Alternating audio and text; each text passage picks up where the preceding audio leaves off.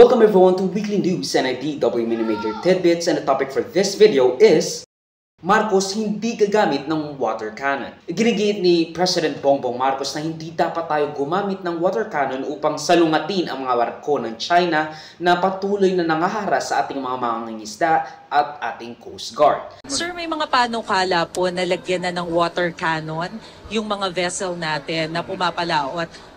Will you give the go signal on that, sir? No,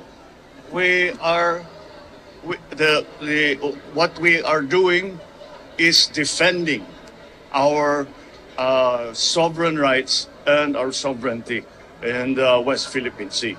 And we have no intention of attacking anyone with water cannons or any other such offensive, I would have to call them weapons dahil nakaka-damage na. So no, that is not something that's in the plan. The last thing we would like was to raise the tensions in the West Philippine Sea. That's the last thing, and that will certainly do that. So hindi natin gagawin. We will not follow the Chinese Coast Guard and the Chinese vessels down that road because it's simply it is not the mission of our Navy, our Coast Guard, to start or to increase tensions. Their mission is precisely the opposite, is to lower tensions. And that's right. So that's why hindi tayo, all we do is pagka nangyayari, water cannon yung mga barko natin, ay nagpapadala tayo ng demarche, nagpapadala tayo ng sulat sa China and the other stakeholders. So that would be the opposite of what we are trying to achieve, would be to put some kind of any kind of cannon on our ships. Sagot niya ito laban sa mga nagsasabing dapat gumamit tayo ng water cannon para merong quid pro quo naman at salitan ang pagwawasak ng ating mga barko dahil sa bugso ng kanilang damdamin tulad ng mga ilang opisyal ng gobyerno at netizens na patuloy nang nadidismaya sa kawalan ng kakayahan ng Pilipinas para depensahan ang kanyang teritoryo at sarili sa mga banyagang manlulupig, which in this case is China, at ang kanilang water cannon that is so destructive na milyones na ng ating, or at least milyones na property ng gobyerno ay nasisira dahil dito. You can watch my video regarding China's bullying of the Philippines in the West Philippine Sea, pero essentially, I still favor President Marcos's cautious, although some would call cowardly response sa hinaing ng ating mga kababayan dahil sa paglalapastangan ng China sa ating mga karapatan as a sovereign and free nation. Hindi natin kayang i-one up ang mga pinaggagawa ng China because, you know, we are a weak country, or at least we are a smaller country with the backing of the United States almost non-existent unless Taiwan ang masasagasa. We shouldn't stoop so low. I mean, yes, we have water cannons, pero there's a double standard. And if we stoop down to their level of harassment to assert our rights inside our territory, our optics would be bad.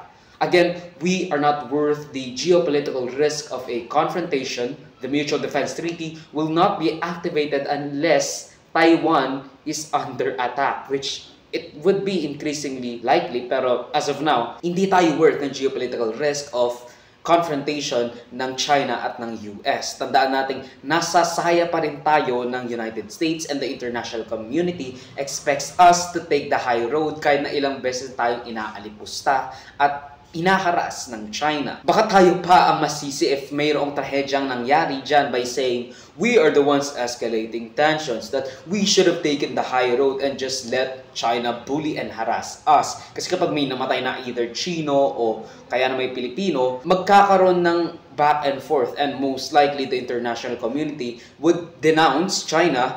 Pero the fact of the matter is, tayo rin ang masisisi kasi sasabihin nila, bakit kasi kayo gumagante? Dapat you should take the high road. You have the UNCLOS to back you up. We have the entire national community to back you up. Which in this case, sure, you back us up, pero what does that really do? Again, watch my NIDW, no, not really NIDW recap, pero yung video ko patungkol sa West Philippine Sea at harassment ng China. Baka tayo pa ay masisi if mayroong trahedyang nangyayari dyan by saying we are the ones escalating tensions. We do not yet have the might. We can bomb them with water cannons, pero what does that accomplish aside from retribution from a previous encounter? Kind of like what's happening in Gaza and Israel right now.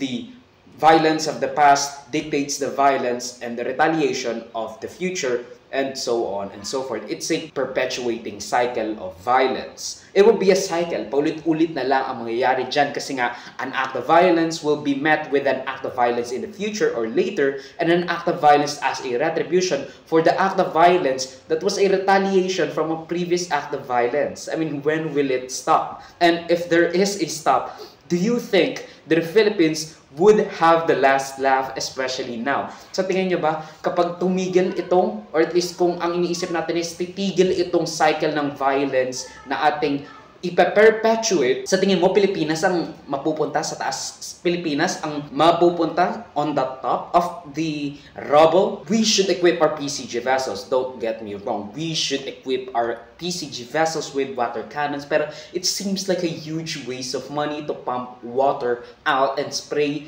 these Chinese vessels. Kasi I don't think we have the capacity to deal damaging blow against the Chinese Coast Guard. Para saan pa ba yung ating mga balikatan exercises if hindi natin siya magagamit pero again and again? Parang deterrent siya that doesn't mitigate anything, that doesn't deter anything. So that's kind of sad, pero again, it's what it's. Ang video clip na ito ay galing sa aking series na News Worthy Recap. Check the entire video for the complete weekly news recap and subscribe to the channel to be kept up to date sa mga local at global news na I'll make sure would be interesting to you personally. Insert your name here, I don't know. Salamat sa panonood mga kabang. For me, like, subscribe, and follow my links in socials on Joseph that would be linked down below. So susunod muli, paalam.